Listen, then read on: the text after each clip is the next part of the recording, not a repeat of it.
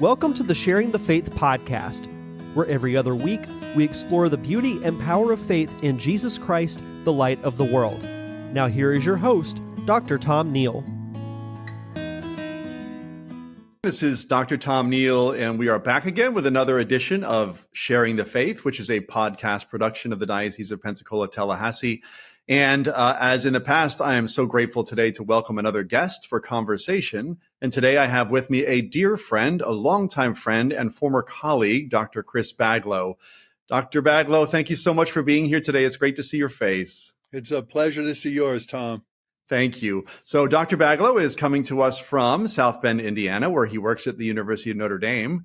And behind him, he has a photograph of Pope St. John Paul II. And Chris, before I get into the show to forget, can you tell me what's going on in that photograph? Yeah. So basically the priest whom John Paul II has his left hand on his shoulder is my great uncle. This was one of his cherished possessions when he passed away in 2007, just a couple of years after John Paul II did. I was given this as a gift, so I keep it on my wall. And as I share my story about faith and science, having a picture of John Paul II will be quite appropriate. So it will indeed. And I was saying to Chris before we began today, I said, pretty much for Chris, everything is about family and about faith. So if it's parish, it's Louisiana, and it's family, it's Chris Baglow. So it's a perfect tie-in with Pope St. John Paul II in the middle. Well, Chris and I, we met back actually in 2007. He was at the Holy Cross College, which is now Holy Cross University in New Orleans. Yeah. And he was the director of the master's degree program in theology there at Holy Cross in 2007. And I applied for an open position there. I didn't ended up getting the job or taking the job, but Chris and I in the process developed a friendship through that. And I had just tremendous respect, especially for his passion for faith and science. And then in 2011, I brought him to Des Moines, Iowa, where I was working at the time at the St. Joseph Educational Center, and had him come give a lecture series on faith and science in the area, which was very, very well received. And I think a new kind of introduction into the discourse of faith up in Iowa. And Chris and I went out to dinner the last night we were together at Cheesecake Factory. I remember it well. And Chris, who is like the Philip of the apostles, St. Philip yesterday in the gospel, like introduced the Greeks to Jesus.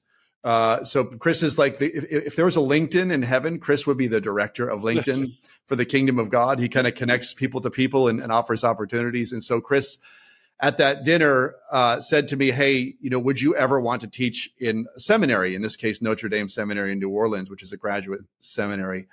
And I said, tell me about it. And he told me about it. He was working there at the time. He had transferred to the seminary teaching there. And he opened the door for me to interview with Archbishop Amond and Father Jose Labastida was the rector. And eventually I took the job and my family moved down there with me to New Orleans. And Chris baptized me in gumbo. It was full immersion.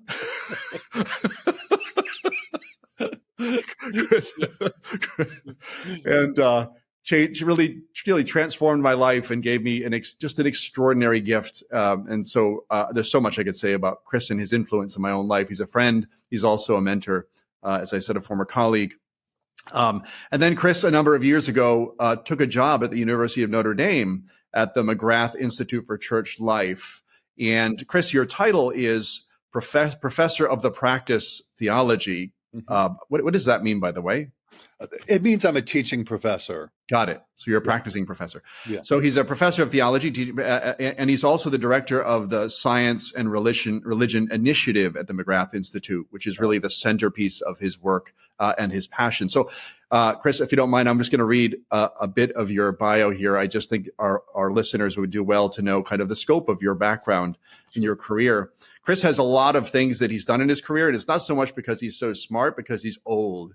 And when you're old, you just have lots of things that That's right. No. It's because he's smart. So here it is. So Dr. Baglow leads the Science and Religion Initiative through creating programs, courses, talks and publications that bring the Catholic faith and modern science into dialogue. His work is the culmination of 18 years of faith and science scholarship and educational program creation, as well as a lengthy career in Catholic theological education, spanning high school in the 1990s. He taught at the high school where my boys went to high school in New Orleans, Rummel. Undergraduate, graduate, and seminary teaching. In his 5 years as director, the Science and Religion Initiative has seen major growth, reaching over 2,700 Catholic leaders and educators from diocesan offices and parishes, but above all, science and religion teachers from Catholic high schools, supported by 3 successive grants from the John Templeton Foundation. For this work, Chris was the co-recipient of an Expanded Reason Award in Teaching from the Universidad Francisco de Vitoria in Madrid, Spain, and the Vatican Joseph Ratzinger Foundation in Rome.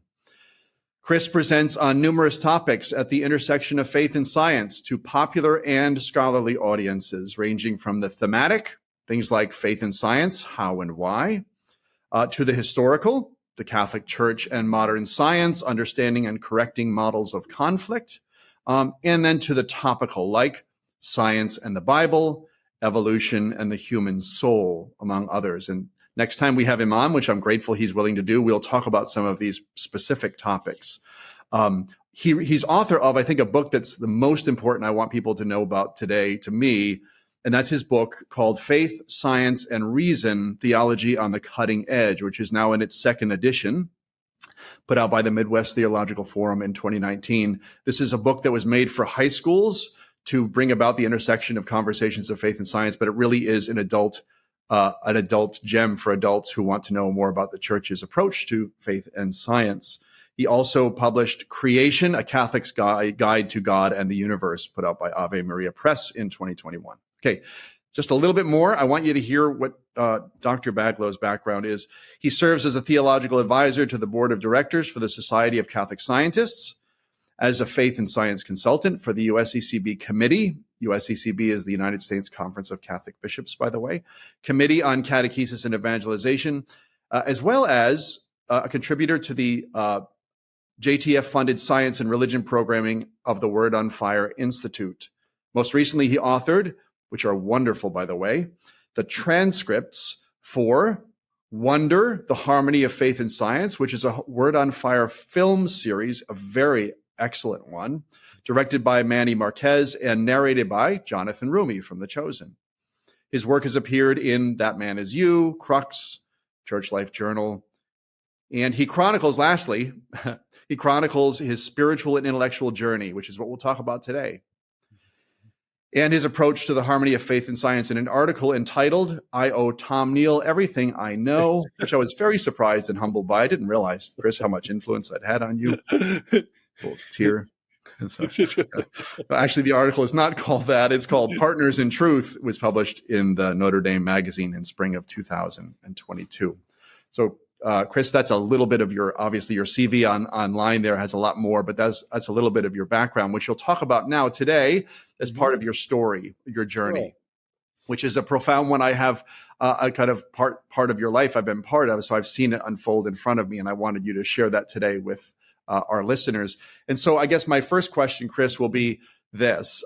Is it fair to say that this great journey in your life of exploring faith and science and the depths of that kind of interrelationship began in 2005 with Hurricane Katrina, as you lived in Louisiana at the time? Yes, it did. It did begin then. I was once asked for a radio program, what drew me into faith and science? Was it my avid intellectual curiosity about science and the scientific method? And I responded, I said, well, it was actually need.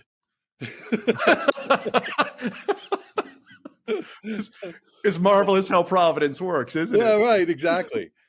We were Hurricane Katrina refugees with our 2 children in a little, staying in a rectory in Bunkie, Louisiana, just a week or 2 after the storm, when I was asked by the president and principal of McGill-Tulane Catholic High School in Mobile, Alabama, if I would be interested in proposing a curriculum on faith and science for their school. And at the time, there were rumors that the university, well, at the time, the College of Holy Cross was not going to reopen at all. It was hard to find out what was the truth and what wasn't the truth. The lines of communication were so poor. So you talk to one person and they'd say, well, maybe we'll get paid next month, but maybe not, and that kind of thing. And of course, our own house had flooded, so we were hanging out in this place, not sure where we would go next. And this priest had this Father Bry Shields is his name, had this extraordinary stroke of insight that would end up changing the whole course of my career, really, although it would do so slowly. And it was the fact that the school was revisioning their entire science curriculum, and they had raised a significant amount of money to do so. They were renovating the school, a building at the school, and putting in new labs. They were hiring new faculty to lead this. And his concern was that young people, as they asked or understood more about science and the scientific method, as they looked at various issues, that they would have more questions about the relation of their faith to science. And so he wanted to have a curriculum for senior high that would address some of those issues. I'm still not sure whether or not he just wanted a bioethics curriculum or not. But what I picked up was because there were some people that when I got there and started talking about the project were saying, well, wait, I thought we were doing bioethics. But what I thought he wanted was something where, as students began to understand these big discoveries and kind of the big picture,